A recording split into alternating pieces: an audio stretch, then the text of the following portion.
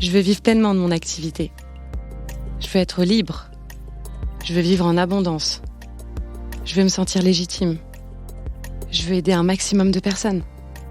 Je veux apporter du bien-être au plus grand nombre. Je veux avoir des résultats rapides. Je veux que les gens reconnaissent mon super pouvoir.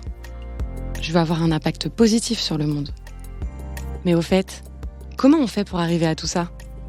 Bienvenue sur Wellness Impact, le podcast dédié aux entrepreneurs du bien-être et du mieux-être.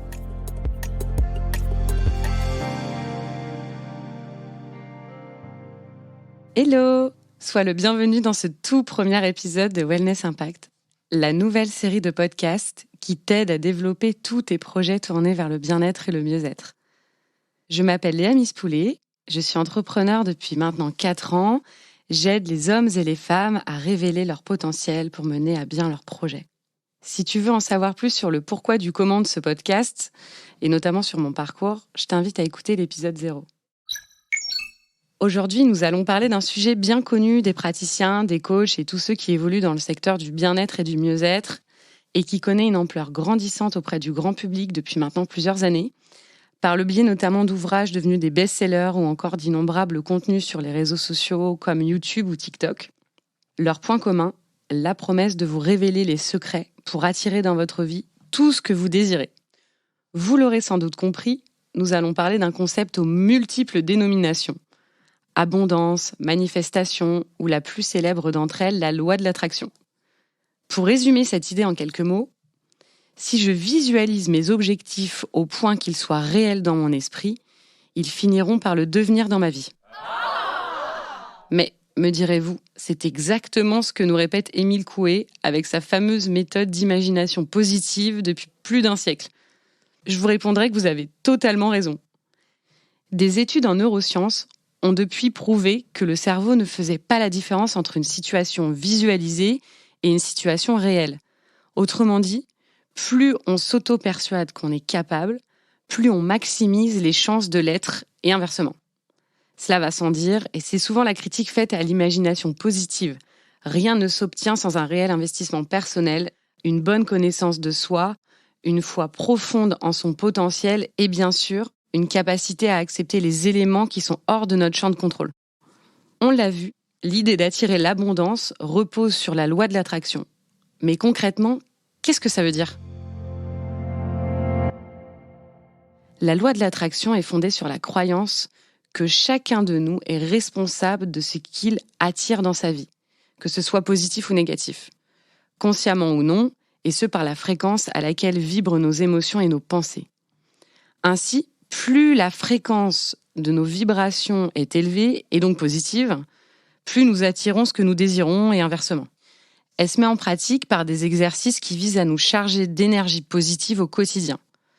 Parmi eux, sans doute le plus important, l'affirmation. Je peux le faire, je peux le faire, je peux le faire. Ça consiste à se répéter comme un mantra des affirmations positives, le plus souvent possible durant la journée, en privilégiant peut-être les moments du réveil ou de l'endormissement. De cette manière, les affirmations de type « je peux réussir ce nouveau challenge professionnel, je suis capable de dire non » vont s'ancrer au fond de notre esprit jusqu'à atteindre le niveau inconscient, qui, rappelons-le, régit plus de 95% de notre activité cérébrale. En plus de ces affirmations, il faut s'entraîner à visualiser le succès et l'état émotionnel que ça nous procurerait. D'autres exercices comme la pratique de la gratitude, de la méditation ou se poser des objectifs, des rêves, par exemple avec des mood boards, peuvent nous aider à les rendre plus réels dans notre esprit et donc à les manifester. Comme j'ai pu le constater dans ma propre expérience d'entrepreneur, les bénéfices de ce mode de vie peuvent être nombreux et apporter des résultats parfois surprenants au quotidien. Il y a quelques années, alors que je me lançais dans l'aventure Coplénie, j'ai eu l'opportunité de rencontrer un célèbre espace parisien avec la ferme idée en tête de travailler avec eux. Du fait de mon inexpérience et certainement du manque de confiance en moi, ça s'est pas fait, ce qui n'a d'ailleurs jamais entamé ma motivation et mon objectif de vouloir un jour collaborer avec eux.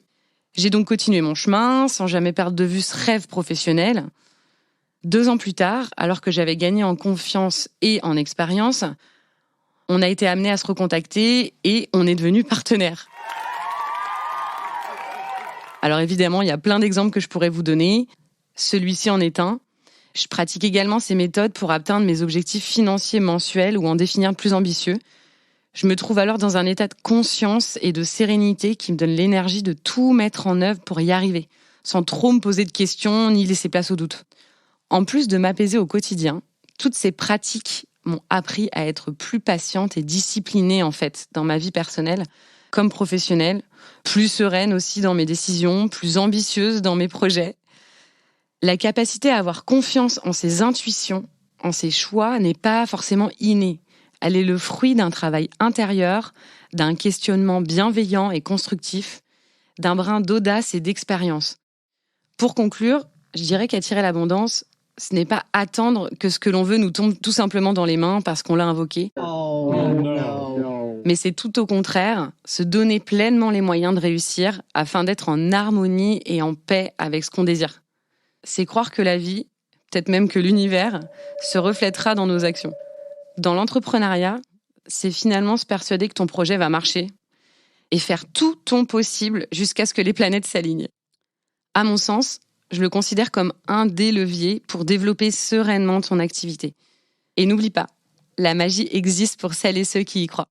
Merci d'avoir écouté cet épisode. N'oublie pas de me suivre sur les réseaux sociaux pour que tu aies tous mes conseils et je te dis à très vite.